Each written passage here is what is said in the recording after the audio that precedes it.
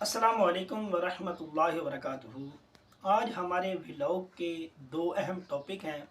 एक तहरीक लब्बैक पाकिस्तान का मरकज़ मस्जिद रहमत लिल आलमीन, दूसरा जो यूएई ने कर्जा अपना वापस मांगा है उस पर सबको बाबा जी अल्लामा खादिम हुसैन रिजवी रहमतुल्लाहि तआला के वो अल्फाज याद आए जो अभी मैं आपको वीडियो में सुनाने वाला हूँ।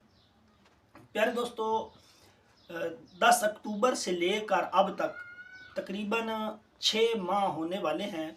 मस्जिद रहमत लिल आलमीन अल्लाह का घर इस वक्त हुकूमती बंदिश का शिकार है। साथ में आप मनाजर देख रहे हैं, ये जो ट्विटर पर तहरीक लब्बैक पाकिस्तान की जानिब से रात को ट्रेंड किया गया कि मस्जिद रहमत लिल आलमीन को खोलो, ये गुलामान मुस्तफ़ा के सब्र का इम्तिहान है। इस पर सुन्नी हजरात, सुन्नी उलमा भी खामोशी इख्तियार किए हुए हैं, लेकिन तहरीक लब्बैक का जो सोशल मीडिया है वो वक्तन फ़वक्तन इस पर आवाज़ उठा रहा है। मुख्तलिफ ट्वीट्स जो हैं वो इस पर हुए। अल्हम्दुलिल्लाह अब भी मस्जिद रहमत लिल आलमीन खोलो जो ट्विटर का एक टॉप ट्रेंड बन चुका है, इस वक्त पैनल पर मौजूद है। या इनको ऊपर से ऑर्डर करने वाला कौन है कि मस्जिद अल्लाह के घर को आप बंद कर दो और उसमें अजान और नमाज ना होने दो।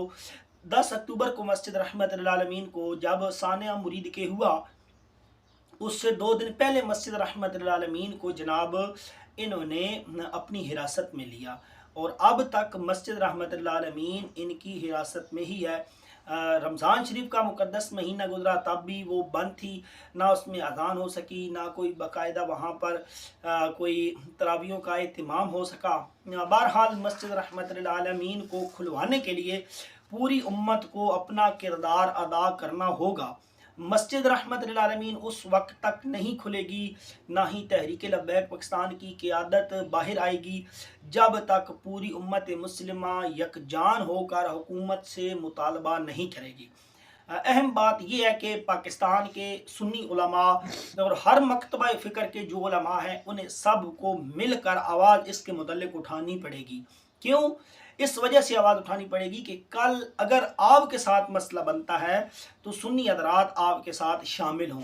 ये तो तहरीक लब्बैक पाकिस्तान पर मसला बना है। तहरीक लब्बैक पाकिस्तान के मरकज़ मस्जिद रहमत लिल आलमीन जो कि एक अल्लाह का घर है, वहाँ पर हर वक्त ज़िक्र व अज़कार होता था। साथ में बाबा जी अल्लामा खादिम हुसैन रिज़वी रहमतुल्लाहि तआला का मिज़ार भी है, उसको बंद किया हुआ है। कल को ऐसा ना हो कि दूसरे जो मकातब फ़िक्र हैं उनकी इबादतगाहों को भी बंद करना ये शुरू कर दें। आप देखें कि ये मुल्क पाकिस्तान कलमे के नाम पर बनने वाला मुल्क पाकिस्तान, गैर मुस्लिम अगर बंद करते तो वो तो समझ में आता था, लेकिन कलमा गो जो हैं वो अगर मस्जिदों को बंद करेंगे, मदारिस को बंद करेंगे, मीज़ारों को ताले लगाएंगे, तो फिर इस पर बंदा क्या सोचे कि क्या ये कुफर के बिट्ठू हैं, या इस पर बंदा क्या क्या इसराई कर सकता है। ये सरासर नाइंसाफ़ी है। इस पर हम आवाज़ बुलंद कर सकते हैं और पूरी उम्मत मुस्लिमा को हम दावत देते हैं कि आप भी इसमें अपनी आवाज़ बुलंद करें ताकि कल को कोई और मस्जिद इस तरह बंदिश का शिकार ना हो। अब आते हैं अपने दूसरे पॉइंट की जानिब कि यूएई ने अपना जो कर्जा है वो पाकिस्तान से फौरी तलब कर लिया है, वापस मांग लिया है। इस पर ट्विटर पर जो आप साइड में लगी तस्वीर देख रहे हैं, मुख्तलिफ लोगों ने बाबा जी अल्लामा खादिम हुसैन रिजवी का एक क्लिप चलाया और क्लिप चलाकर उन्होंने बताया कौम को कि जो अल्लामा खादिम हुसैन रिजवी मरहूम रहमतुल्लाहि तआला अलैह फार्मूला बताकर गए हैं, इस फार्मूले के तहत आप उनको कर्ज अदा करें।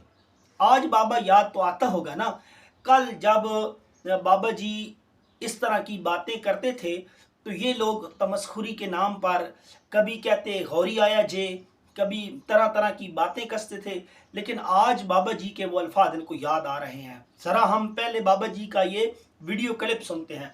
आप वीडियो क्लिप सुने। साढ़े कोल नुस्खा मौजूद है कर्जे उतारने का, साढ़े कोल नुस्खा मैं आज दे रहा मुफ्त, मुफ्त नुस्खा है। पूरी दुनिया नू कहो भाई सूद चूंकि साढ़े इस्लाम में जायज़ कोई नहीं, तो सूद असी कोई नहीं देना, निकलो सूद असी कोई ना नहीं देना। चलो उन्हें असल पैसे देंगे लेकिन उस वेले देंगे जिस दिन होणगे। जो तड़ी दे खान तो उन्हें आओ भाई लो जी पाकिस्तान का कर्ज उतर नहीं गया। सूद असी नहीं देना, अल्लाह रसूल ने सानू मना किया। तो जड़ा बड़ करे उन्हें असल पैसे देंगे लेकिन उदों जो पाकिस्तान के हालात ठीक हो जाए असल का असी इनकार नहीं करना तो असी तो देने।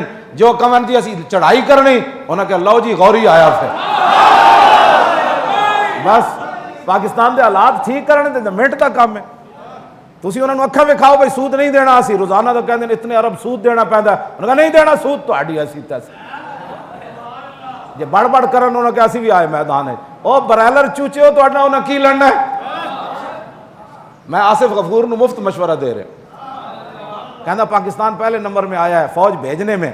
मैं कहा फौज भेजने में पहले नंबर पर ना आए, पाकिस्तान को पहले नंबर पर लाओ कि इसकी मईशत भी पहले नंबर पर है, इसकी गैरत भी पहले नंबर पर है। बादशाह मैं तेन मुफ्त मशवरे देना।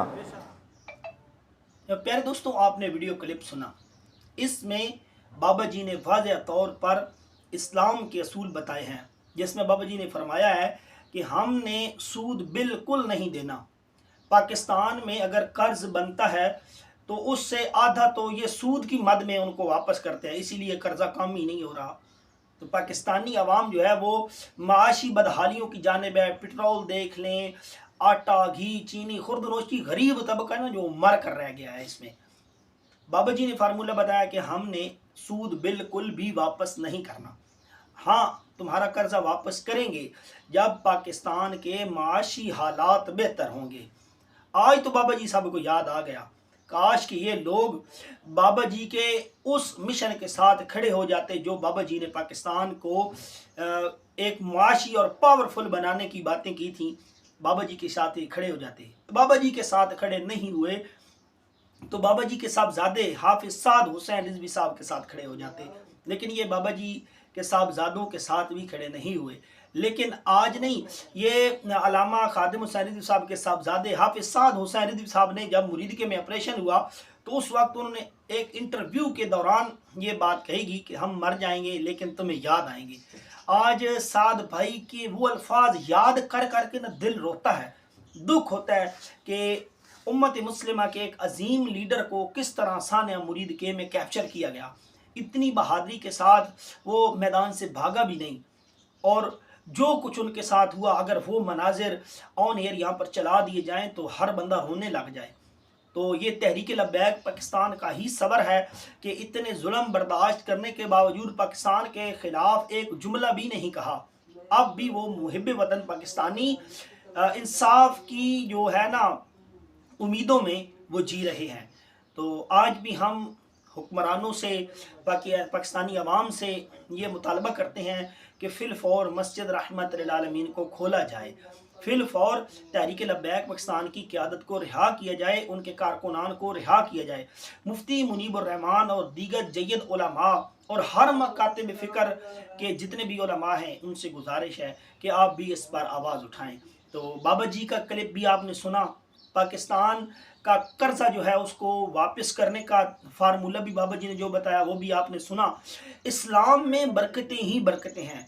आज हर बंदा परेशान है, गोबर टैक्स भी आ गया, 1 मीटर जो अपनी दीवार पर हम अपने पैसों से लगवाते हैं उसका भी भाई हम किराया दे रहे हैं 600 रुपया। अगर इन चीज़ों से निकलना है, पाकिस्तान को माशी हालात में बेहतर करना है, पाकिस्तान को अपने पाँव पे खड़ा करना है और पाकिस्तान के कर्जे उतार कर एक पावरफुल स्टेट बनाना है जो किसी का भी मकरूज ना हो, किसी के इशारों पर ना चलता हो। पाकिस्तान में इस्लाम के कवानीन को नाफिज करवाना होगा, वो ऐसे नाफिज नहीं होंगे, उसके लिए पूरी उम्मत को यकजान होना पड़ेगा। खुदारा सब एक जान हो जाएं। उम्मीद है कि ये आपको वीडियो पसंद आई होगी। इसके मुताल्लिक अपनी कीमती राय का इज़हार भी कमेंट सेक्शन में ज़रूर करें और हमारी हौसला अफजाई के लिए हमारे चैनल को भी ज़रूर सब्सक्राइब करें। मिलते हैं न्यू वीडियो में, तब तक अल्लाह हाफिज़।